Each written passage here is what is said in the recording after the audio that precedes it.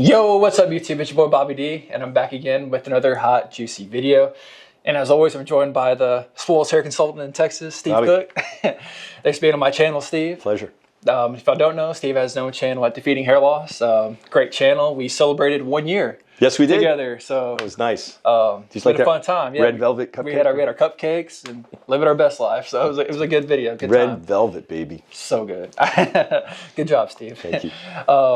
And tonight, everyone, I help out on Steve's channel, our channel, and I see comments on there and on my channel about oh, Finasteride is so bad. People are suffering, and I just wanted to share with y'all our experience with it. I'll go first, Steve. For me, I've been taking it about 4 years now. No side effects, really. I'm still, having no issues in the bedroom or anything like that. Try to keep it PG. And, I'm not having, water weight issues or gyno issues or any of that sort. I know they see some kind of, you can't focus as much, but I always really couldn't focus. So I think it's just me. I think I'm just a struggle for me. So other than that, my hair is good. It's still thick. I've been taking it every day. I'm taking 1 milligram. So I wanted your thoughts, Steve. I know you've been taking it for forever, basically, ever since it came out. So what are your thoughts on it? Let me start off by saying to you guys out there that I pray every day. 19 years on this medication. Every day. And when am I going to get my sexual side effect? Do you think I can have a little less libido so I can enjoy my life for once? You got to be kidding me. This stuff don't make that libido go down. This stuff makes your libido go up. I heard Clint Eastwood, when I was much, much younger, he said that when you turn 50, your sex drive drops. And he actually made a point, and that's where I got that from. That's not a joke, that's real.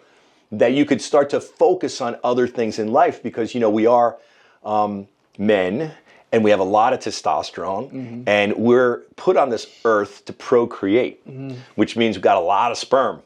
And we're supposed to be out there making a lot of babies. I mean, I know you don't do that a lot. You get in trouble and all that. But I mean, that is, evolution or whatever it is, and it's just very interesting to me because I hear these young guys that now and then, and listen, I don't hear a lot of that, but, I'm going to use my personal experience in a second, but I have never had a problem. I never see myself having a problem. And like I said, the sex drive's not slowing down. And I'm not a Superman in the bedroom by any means. By any means. No, I mean, listen, trust me. I'm not the guy out there, that raises his hand at the bar when all the girls. No. I'm okay. But darn, that sex drive just won't slow down. So my personal experience with Finasteride is there is none. You don't know you're taking it. And I've made it a point in my life, at least for the last, I'd say 5 or 6 years, not to Google anything. I started taking some hormone replacement treatment, some very, very, very little, because I'm very sensitive, which is another point. If I take something and there's a side effect, it's going to be me. But guess what? Not from Finasteride. Hormone replacement therapy, once you get to a certain age, it's nice to keep your testosterone a little higher. I got to take a teeny weeny little bit because I actually get a side effect from that. I get a little bit of a raised hemoglobin number just because I'm very sensitive to everything. But point being is that the Finasteride has never bothered me. It's not going to bother the exact numbers that we see in the case study, and you have to be a data-driven numbers person. Don't drink the Kool-Aid. Don't go on that internet and listen to these blogs or forums or whatever talk about all these nightmare scenarios. We just don't see it. When I say we, in the industry of which I am a part of, we just don't see it. Now, with all that being said, Bobby, I have said this many times on many of these videos, David DiMuzio's videos, your videos, Defeating Hair Loss. The first time a young man comes up to me and says, hey, Steve, I trusted you. I texted you. You texted me back. I was afraid to take the medicine. I got on it. And I can't have sex for the rest of my life. Okay? That's the last time I'm ever going to talk about Finasteride. Yeah, that'd be terrible. That'd be horrible. And the point is, without belaboring the point, is that it's a very mild prostate medication for guys over 50. They were taking it for 35 years before Propecia came out at 5 milligrams, which is another 80% the dose, and there was no problems. All of a sudden, they reduce it to 1, and 23-year-old guys with testosterone up here can't get an erection. Number one, that's not a side effect, and that makes no sense. So that's my experience with it. I hope I don't you're good. over-talk You're everything good, like Steve. normal. Good. But I get very excited because the last thing, Bobby, if you don't mind, on your channel, which I love your good. channel, by the way, you know, I suffered tremendously with losing my hair. I watched my hair fall out in my mother's bathroom sink over a period of 6 to 8 months. It was horrific. All my friends were Italian and Greek, and they had what I call polyester heads.